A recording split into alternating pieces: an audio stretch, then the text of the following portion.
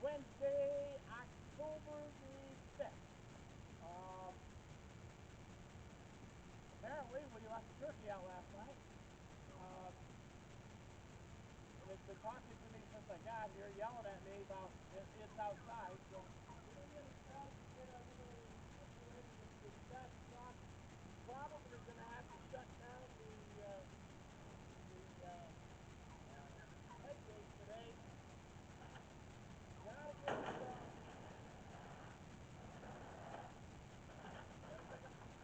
if we're going to be out. So another stuff that happened in the morning also, and that's kind of an imperative thing. We gotta get some food here.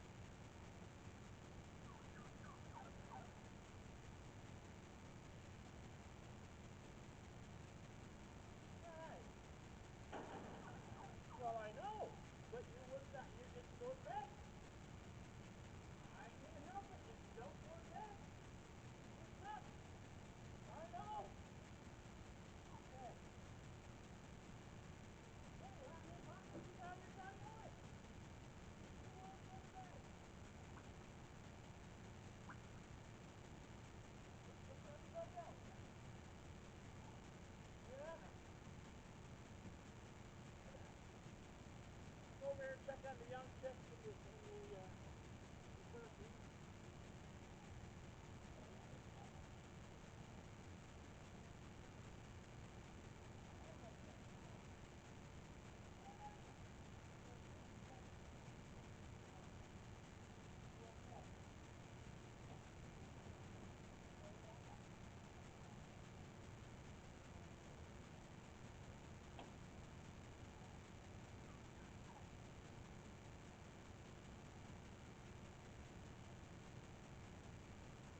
Gave them some food last night, so they're set. The water's set.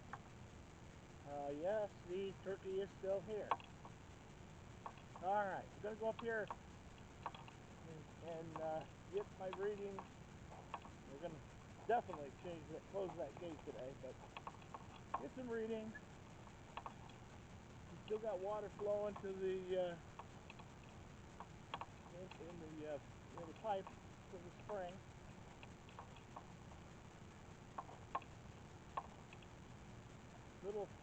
Still a little dark, but everything is changing fast.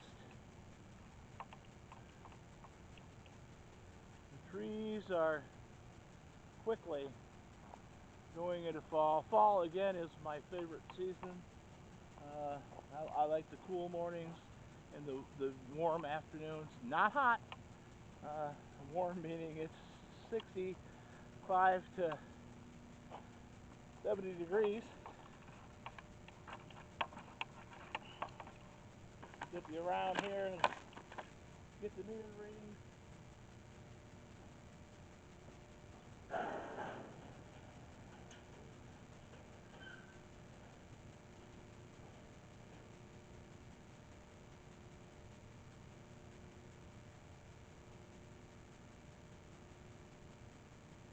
Not any change at all.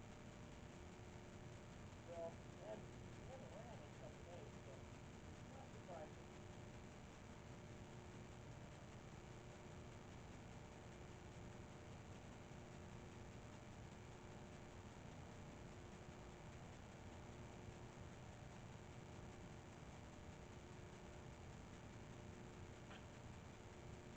So you get on there, we're going to look at the river, and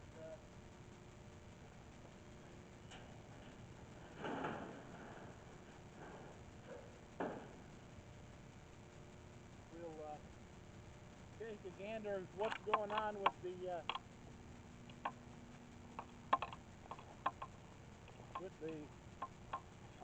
RPMs of the small unit, because we know that's going to be turning.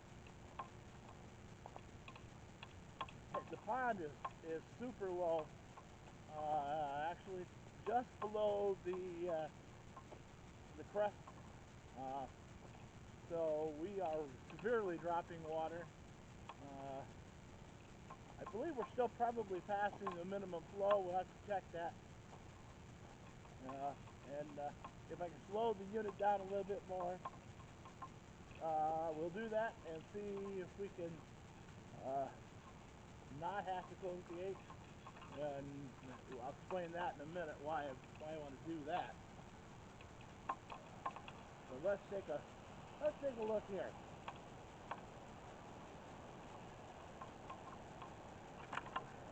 It is severely low. That is severely low.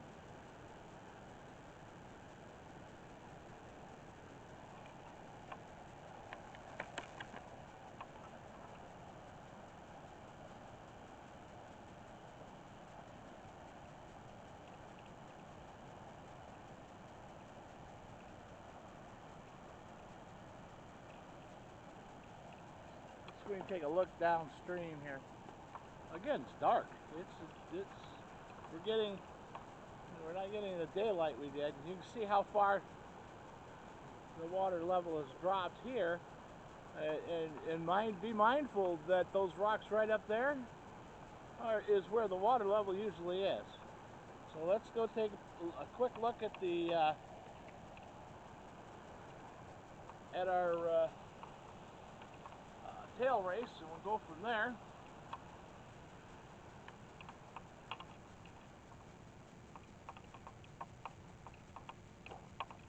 Got the new tires put on the tractor, and now I've got a severe hydraulic leak. It's a fitting, so it's a fitting on the hydraulic unit for the bucket. So got to get that repaired. I can repair that, I believe. Just got to pick up the parts. There, our tomato is not going to make it anymore. It's done. It looks like even the chickens are munching on it. So it's not a pretty sight.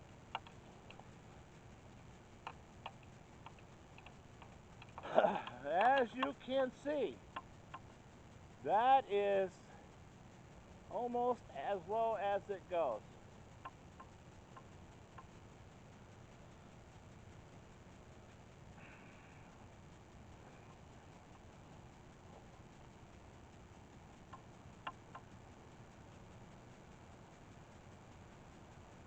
Although it's pretty that way, isn't it?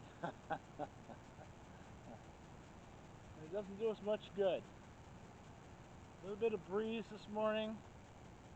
You can see the leaves are moving. Being this low with no rainfall, things are dry to start with. It does a couple things. It raises your fire awareness, and your fire danger level will be higher. Especially when we live where we live in the forest.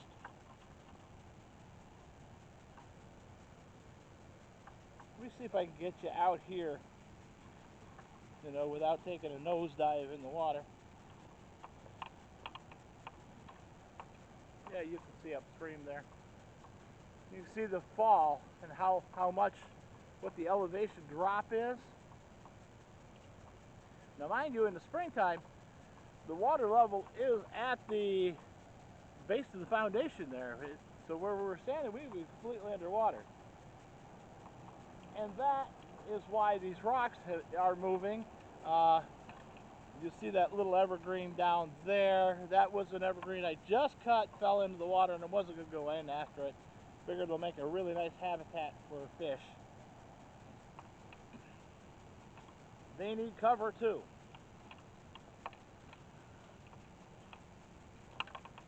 I could pull it out where it's at, and I may when I feel a little bit better. But we'll get into that a little bit in a minute. That's a whole subject all by itself. You can see where the chickens have been up in here clearing out, getting everything underneath cleared out. We don't mind that. That's great. It's great that they're doing that. This is the kind of mowing that the chickens will do.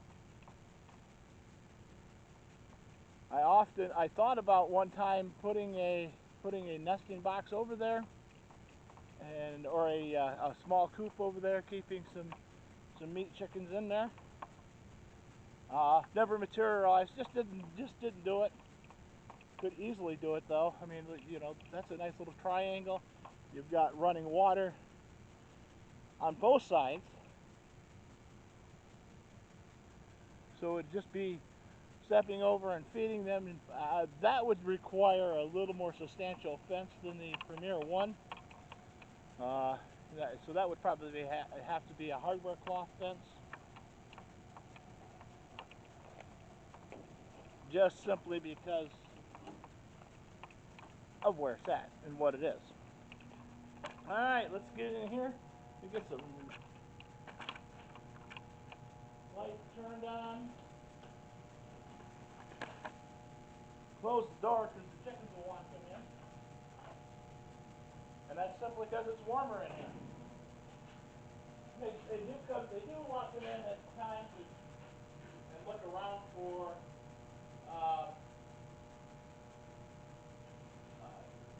you know, whatever's living here. You know, they're looking for some that out. But they're looking for the bugs that are crawling around. You know, the spiders that are here. Ants. We get ants. You know, it's very sandy soil here, where the fill is all in. A lot of this has been filled and leveled out, so a lot of that is fill. We go around here and get a temperature reading and see how that's all going this morning.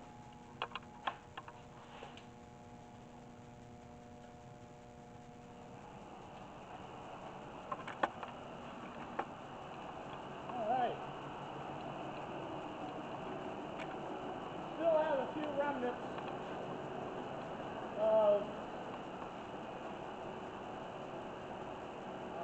water on the floor, and that's typical for here.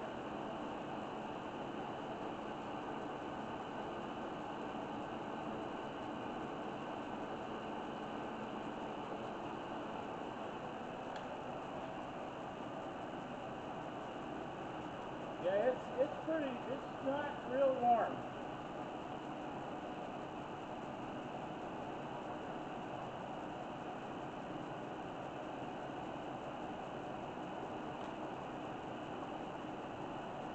Again, we take this in the temperature to the first, and I don't understand why, but it's just the way it's always been. We take the temperature in Celsius from the shot. We read the oil temperature in Fahrenheit. I don't understand why, but that's what we do.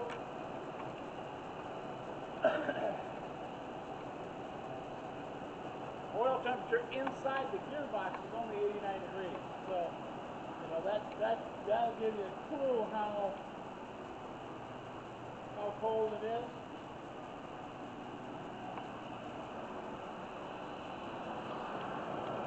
I'm going to have to see if I can adjust this a little bit.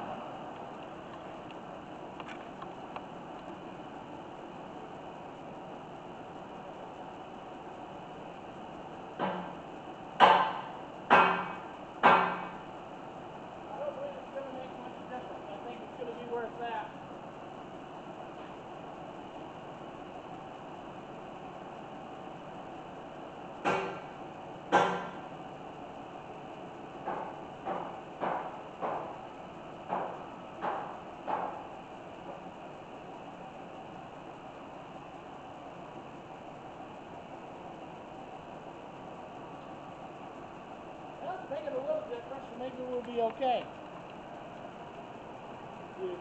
You heard the RPMs drop a little bit. In here.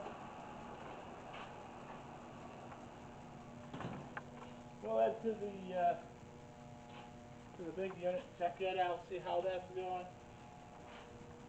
Coffee is ready. That's a good thing. All right. So the big unit hasn't really done anything in months. But we still check it just to make sure. I mean, it's part of our morning routine. We want to make sure that everything's going all right with that.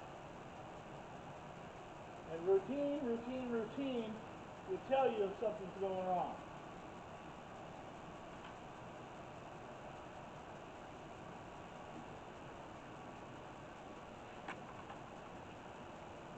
Oil temperature on this unit is 55 degrees.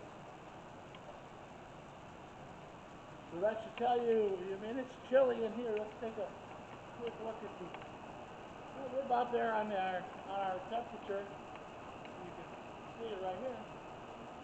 55 degrees inside. I have the heater that's up there. That one's turned off. Well, it's turned way down. It said it's 49 degrees. You can see we're still good on our pressure here, but we don't need to be. We'll be turning that down a little bit more. Quick look downstream.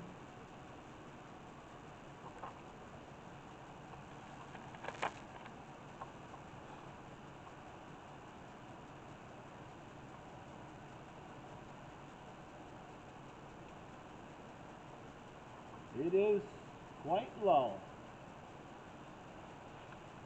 I don't know if you can see it, but on the side there's a depth gauge on the side of the discharge chute for the little unit.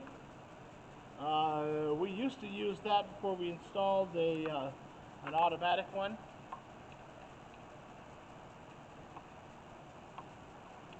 All right, let's get our stuff, go back in there, and we can do a quick talk, and then we'll get our numbers done and everything's all wrote up. Yeah, we dropped to another 100 RPM, so I think we'll be okay. I think we'll just set it there for now. As you can see, our fault is still there. We cannot reset because we are so low.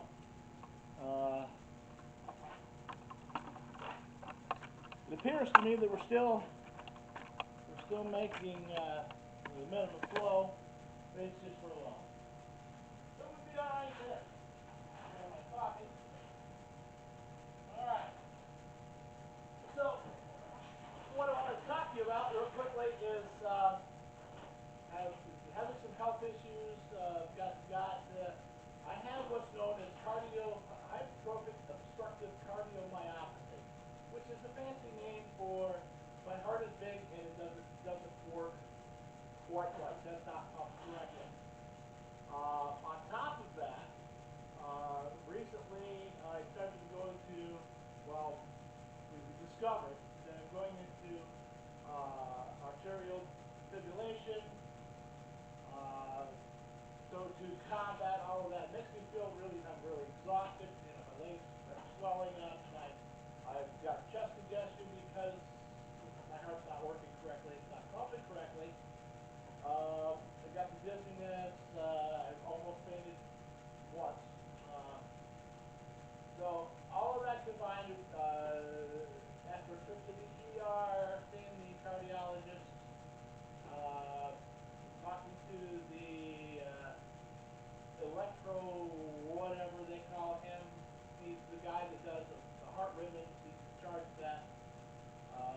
They're going to do what's known as a cardioversion on me. Which is basically they stop your heart, restart it, and make sure things breathe fire. Going to change one of my medicines. The medicine that he's changing to has some very severe side effects, so I have to do a 3-day stint into the hospital, into the heart center, which is fine. We'll do that. So that being said, that's why I'm concerned about whether or not I close the head gate. If I was definitely for sure that I was going to be here every morning, it's not a big deal because I know how to open that gate. But if in the event that we get while I'm off and stuck in the hospital, you know, of course I'll take my laptop and I can run this remotely from my laptop, but I can't open the gate. So if I can avoid closing the gate, I can, with the push of a button, start the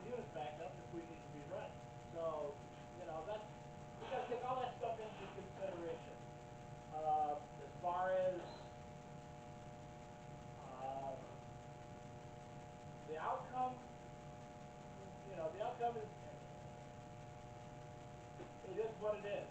You know, there's always risks with everything.